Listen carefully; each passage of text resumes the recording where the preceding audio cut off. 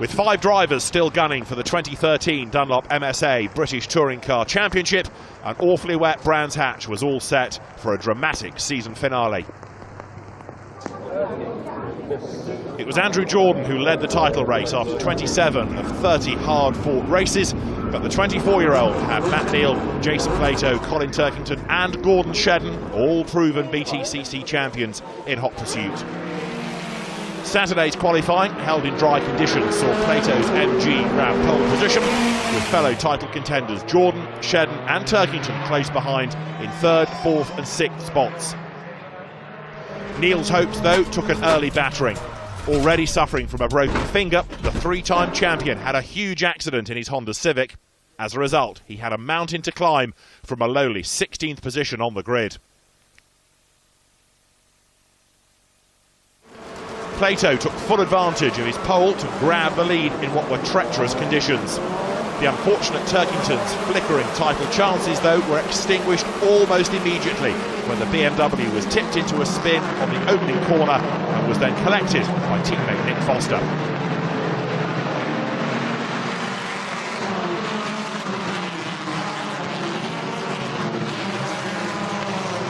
Back at the front, Shedden wasted no time slipping his Honda past Tordov's MG to grab 2nd, but the Scot could do little to catch Plato, who kept his title hopes alive with his 7th win of the season. An understandably cautious Jordan survived a couple of scares to finish 5th to maintain a healthy, if somewhat reduced, championship lead. After his dramas in qualifying, Neal ensured there were still 4 drivers in title contention, making up 10 places in his rebuilt Honda to claim 6th. So, going into the penultimate round, Jordan still held a healthy 29-point lead over new 2nd place man Shedden, with a maximum 44 points still on offer for the year's final 2 races. Poleman Plato and Neal were mathematically both still in with a chance too. As the lights went out, the MG again made a great start to what was to be a momentous race for the other 3 title protagonists. As Plato made his getaway, Shedden was the first to slip, with his sideways Civic somehow being missed by the tightly bumped pack. Jordan and Neal were the next 2 to falter, the 2 Hondas clattering into each other in avoidance of Collard's gyrating BMW.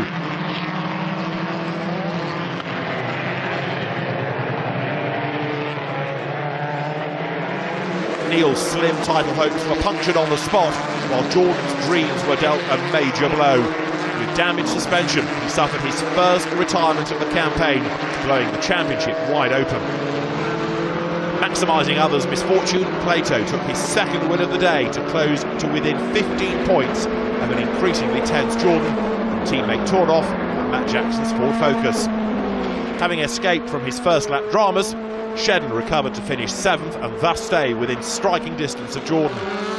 So after more than 6 action-packed months and 29 thrilling races, you couldn't have written a more thrilling script. The destination of the top title in British motorsport was going right down to the wire in one final 15-lap shootout around the epic Brands Hatch Grand Prix circuit. Shedden was the outsider and would start the reverse grid grand finale from pole. Scott had to win to have any chance of lifting the coveted crown. Plato lined up in 7th, needing a bare minimum of a podium, while Jordan was right at the back of the grid, knowing 8th place would be enough to seal the title, whatever the results of his 2 remaining rivals. Shedden made no mistakes leading from the off, then fending off a strong challenge from an impressive Jack Goff in the Vauxhall Insignia. Behind the 2 leaders, Plato was struggling to make an impression and his title hopes were slipping away. But Jordan was clawing his way through the pack and was back into contention.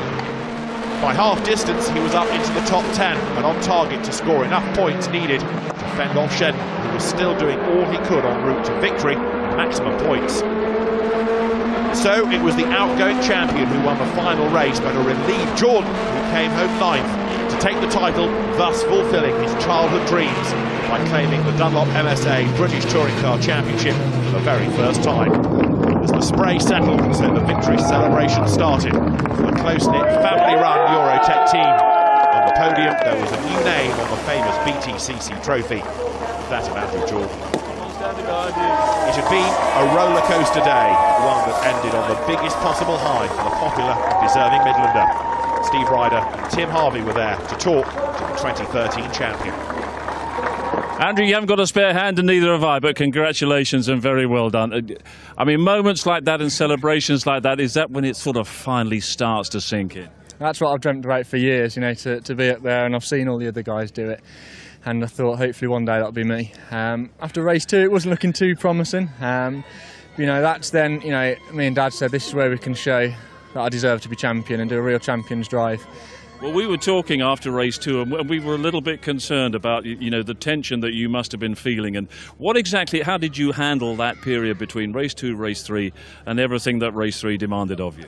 Actually, as weird as it sounds, I was the most relaxed I've been all weekend before race 3. So in between race 2 and 3, I was sat there eating some sandwiches and listening to music, because I think it's more the unknown. So coming into the weekend, it's the unknown. You don't know what other people are going to do. So it was almost like, well, that's happening in race 2. It's rubbish, but we've got to get on with it. And now we've got a target. If Jason wins, we need to get 8th. If he doesn't get in the top 3, we can do anything. So it was almost, we had a target and we knew what we had to do then. But the last few laps seemed to drag on forever. You know, Adam said 5 laps to go. I'm sure he said it about 3 times because it was dragging on. So then I was just, you know, really short shifting, trying not to put any strain on the car, the gearbox, really waiting for late downshifts and stuff like that, just to try and bring the car home. But you know, the team have had 100% reliability this year on the car, and it's.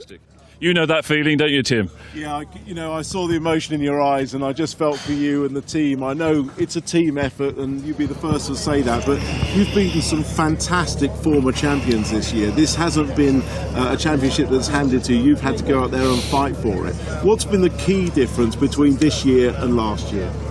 I think just coming into the season saying we wanted to win the championship. You know, last year we put our aim to win the independent. So then, you know, it was always a bonus if we beat the manufacturer cars, the Hondas. But we were always looking for independent points. This year, from the offset, from here, you know, a good few months ago, my move on Jason, which looking back was a bit optimistic, but it was laying down a marker that I was here and I was coming to get this championship. So, you know, the relief I feel is huge. 24 to win this championship, I'm really, really pleased, and I'm glad I can do it with such a great bunch of people. Well, that's the thing, 24 years old, so many racing years in front of you. So, I mean, it's a bit early to give us your thoughts about next season, but you must be starting to think, my goodness, how do I build on this? Well, we're actually going testing on Thursday. We're going to Donington on Thursday because Adam, my engineer, wants to try some things before the weather gets too bad. So, you know, straight away we're going to be looking forward and to next year. And obviously we're going to enjoy it, and we're going to enjoy it tonight. But then it's straight away focus how we can improve on this. And, you know, that's something I've always looked to do, you know, from last year. How can I improve? How can we improve as a team? That's what we've done.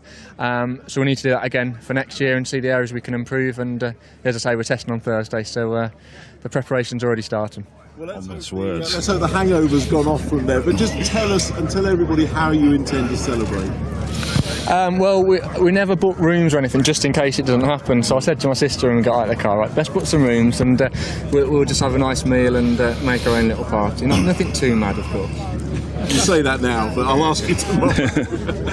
And when you sit down and start to look at the tapes and reflect on that last race, was there a moment in that last race where you thought, this is where it could all go wrong? I mean, the first couple of laps you were in a bit of traffic, weren't you? Yeah, and you know, beforehand when it was dry, we thought this will play into our hands a little bit because there'll be less spray, so that the field won't get as stretched out. Then obviously it started bucketing down on the grid. And a couple of laps in, Adam said P17, and I was a bit, I thought we were further up than that, so I thought there's still some work to do. But, you know, the car was fantastic in that race. The Indy part of the circuit was very, very slippy. But then I just really played to the car's strength through the quick stuff and got fast lap as well, which was great. I was on a mission coming through, and, you know, thanks to all the other guys, they gave me some good racing room. Yeah, there were some good manners out there. Congratulations once again. Enjoy the evening and enjoy the celebration. It's thoroughly deserved for you and your fantastic team as well.